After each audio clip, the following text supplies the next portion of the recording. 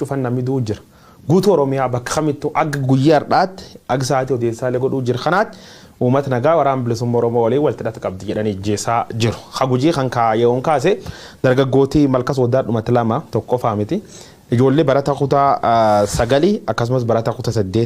saddeeti sugeessa bokkoo barata kutaa sagalii sugeessa bokkoo kutaa saddeeti ammoo kutaa laboruu nam jedhan ijoolleen tun waraana bilisummaa Oromootii walitti dhufeen qabdan jedhanii magaalum keessa raachiisanii jechuudha awwaalallee gidhoowwan yeroo turtee duubirratti awwaaluu dhageenye bakka gargaraarraa guutuu wanni hin jenne malee odeeffannoon nu dhaqqabdi Oromiyaa guutuu keessatti maqaa waraana bilisummaa Oromootiin namijeessuu jiran agammaatti ammaan dura akkuma qabannu wagga shanan darb wal fakkaataa dalagamaa ture warra qawwee hidhatee wal lol caala uummata qulqullichatti jeefamee jedhetti nama jechuudha waraana biyya kamillee keessa godhamu waraanum gugurdaa keessatti siviiliyaansiif of eeggannoo gugurdaa godhama waraana Itoophiyaa hundi caala akilii katolchu kafuul ammeenni sabbadatay warra qawwee qab caala uummata siviiliyaansi irratti xiyyeeffatu jechuudha kun maaliif akka ta'in hangalti yeroo baay'ee gaafina taati qaamoleen qawwee hidhatan kamuu umni isaanii agarsiisuu barbaadan uummata nagaa irratti hungati guddaa uummata keenya kaffalchiisaa ture ammallee kaffalchiisuu jira jechuudha gaafa Abiyyiif Marroon faa wal argine Tanzaaniyaa marachuuf jedhu wanni uummati qiliixamee fi politika keessa intaresti qabaateeti miti uummati gadadoo kee jira keessa akka ba'uuf gammachuu sun ibsachaa ture gammachuun sulleen kun ogar dhibii waan deemtin fakkaattu uummati irra namni dhimma qabu jira energy saati ammaan tanaat so mootummaani waraani nun baasisu ya walaani wal balleessine waraana nu milkoomne naga buusu qabnaa jedhe tur saati ammaan tanaatalleet miseensi waraan bilisummaa Oromoo warraa walitti dhiyaatanii warra midhaan soortanii dhani sadarkaa kana namni jeesuun waan baay'ee nam saalfachiisa hoggantoota olaanaa waraan bilisummaa Oromootiin Tanzaaniyaa mari'achaa uummati qulqullu uummata baadiyyaa qubatu barattoota dargaggeessi jeesuun jeefte ammoo maatii awwaal dhoortee mucakeetii boottedhanii wanne jechuun si saalfachiiftu waan wagga shanan darbanii Itoophiyaan kee dabarte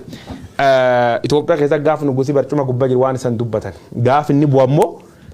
guddoo raasaan tabara shanan kan argin aasaaf guddoo tolti meebi warri umri dheerate duubaa wameddu dhaga'uuf jira akka waligalaatti Oromiyaa keessa haalii jiru haqaraalee caala nammaatee jechuudha abdiin uummata guddayyoon ta'an bishaan dhuddee uummati haqaraa caalaalee jeefamuu jira wanni kun itti fuftee jennaan gadada wagga shan argin dabalataan arguuf jirra jechuu dandeenya. Yaa gidiraan qe'ee Oromoo kun gaa waraana qe'ee Oromootti qabate irraa madda waraanni kun waltuffii irraa jibbiinsa gareewwan siyaasaa gidduutti dhalate irraa dhiigoo gareewwan siyaasaa gidduutti dhufe irraa madda yaadaan personaali waliif abboomamuu dhaba akka Oromootti.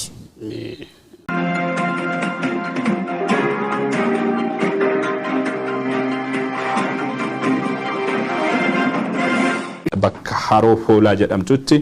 namni obbo Dhugaasaa Caalii jedhaman konkolaachisaan enterpiraayizii sanyii filatamaa Oromiyaa osoo dirqama hojiitiif aanaa guutoo gidda magaalaa Ukkeerraa ka'uudhaan gara Saasiggaatti imalaa jiranii bakka haroo foolaa jedhamutti fuulduraan konkolaataa isaaniitti dhugaafamuudhaan ajjeefamaniiti kan isaanii jiranii namoonni isaan tajaajila bilisaa yookaan liiftii kan jedhamu kennaafii turan dubartoonni gabaa deemaa turan namoota sadii keessaa namni tokkos lubbuudhaan darbuu ishee dargaggoo waggaa 20 hin caalle kan konkolaataa sana keessa ture keessa dargaggoonni tokkos rasaasa sadii rukutamu jiraattota irraa odeeffanneeti kan jirru Wallagga keessaa yoo baanu haala gara gujiitti ta'aa jiru ilaaluun barbaachisaadha jedheetanii yaada kaleessuma gabaasa keenyaan daawwattoota biraan geenyee jirra godina Gujii lixaa aanaa Malkaa Soddaatti waraanni mootummaa dargaggoo Quuxalaa Boruu jedhamu waraana bilisummaa Oromoo wajjiniin hariiroo qabdaa jechuudhaan rashanuusaa dhageenyeeti kan jirru Gujii bahaatti ammoo haaluma wal fakkaatuun dargaggoo Alaakaa Gammadaa nama jedhamu aanaa Sabbaa Boruutti bifa wal fakkaatuun dheengadduma ajjeesuu isaanii odeeffannoon OMN qabu ni mul'isa. Giddugala Oromiyaa godinaalee Shawaa Lixaa, Shawaa Bahaa, Salaale bakka adda addaatti Wallagga Lixaatti har'a stuudiyoo seenuu keenya dura odeessa dhageenye odeessisuu kanneessa dhageenye dabalate ajjeechaan lammiilee nagaa irratti raawwatamu akkaan hammaatee itti fufeeti kan jiru. Haalli waraana Oromiyaa guyyaadhaa guyyaatti wanni dhagahamu ajjeechaan guyyaa guyyaadhaan bakka kutaalee Oromiyaa adda addaatti dhageenya waan suukanneessaa ta'ee itti fufeeti kan jiru. Ajjeechaa kanaan alatti gataateewwan hedduun ni jiru sana deemsumaan kaasuu dandeenya. Maal si fakkaate namoota maqaa dhoofna kana Wallagga keessa Gujii keessa yoo maqaa dhoof yaal kan akka saampilummaa fudhan malee guutuu Oromiyaa keessa bakka cufan namni duu jira. guutuu Oromiyaa bakka kamittuu akka guyyaa har'aatti akka sa'aatii odeessaalee godhuu jiru kanaatti